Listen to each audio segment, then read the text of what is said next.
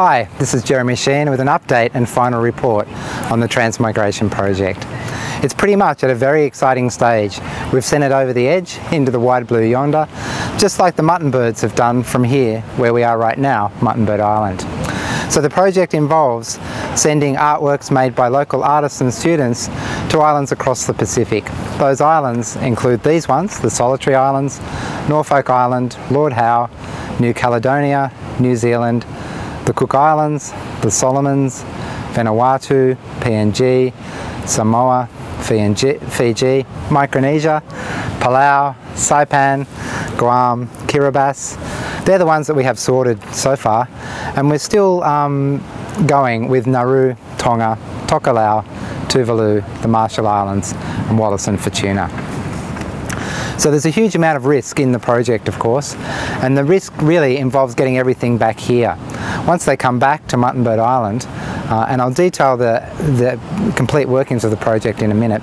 Basically it's a swap. We send birds out, they get made on the islands and birds come back again. When they get back here, they're sent off to Sydney to be installed in Sculpture by the Sea, which has been a fantastic development for the project. One of the most exciting things and beyond any expectations that we had from the outset.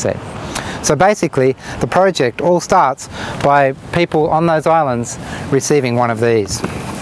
It's a box that they get sent to them by good old Australia Post, and inside the box is a range of things. Let's call it the Transmigration kit. So we've got one of these, a mutton bird made by students here.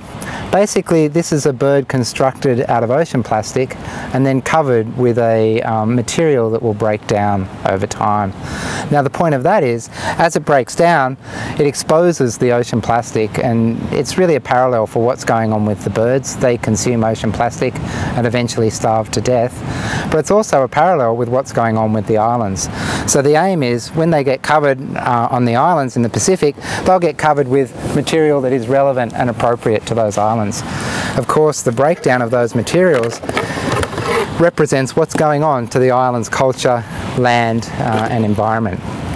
So they get one of these, which is an armature, and this armature they cover with ocean plastic. I've got some here. There's no shortage of it, unfortunately. The thing that we find most of when we're collecting ocean plastic are these things, straws. Beverage industry accounts for about 1/3 of the ocean plastic worldwide. So this is stuck to the armature like this with hot glue.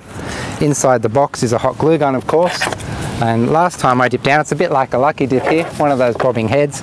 There's a whole heap of instructions and guidelines on how to actually put the work together. Once that's done, it's packed up and sent back here. So there's been a lot of developments in the project since the last update. Mainly Sculpture by the Sea, of course. We did mention that before, but one of the things with Sculpture by the Sea is they have a very strict publicity policy, which means there was a plan for tracking birds on the website. We can't do that anymore until we get written authority from Sculpture by the Sea. So that's meant channeling resources into other areas, and really that's been a very good thing. One of the upsides is Sculpture by the Sea on our behalf are looking at pitching the project to the Australian Museum to include in their Oceania collection, which of course would be fantastic. On the funding and donation side of things, that's been coming along very well. Local people have been pitching in and giving to the project, haven't had to push it. I'm imagining that it's going to be quite expensive, of course, especially now that the Sculpture by the Sea and we want it all to be good. But any shortfall will be made up by crowdfunding and sponsorship later on, and that's looking good too.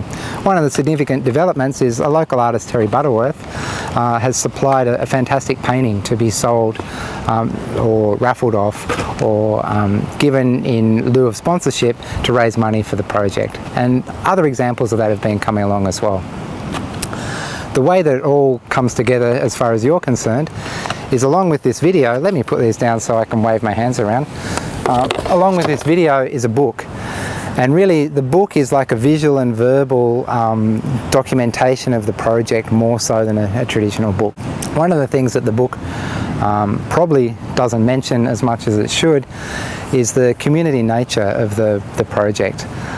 It is about collaboration after all, bringing people together, bringing a sense of community into the Pacific, into our region.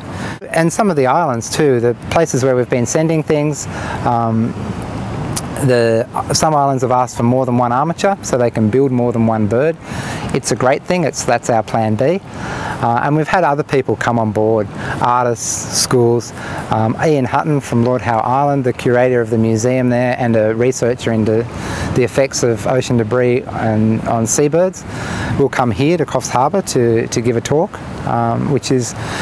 and that was organised by one of the students. And so that's a fantastic thing. So we have this parallel exhibition of birds across the Pacific, and basically it's about a map of the flight path of the birds and a map of the distribution of ocean plastic.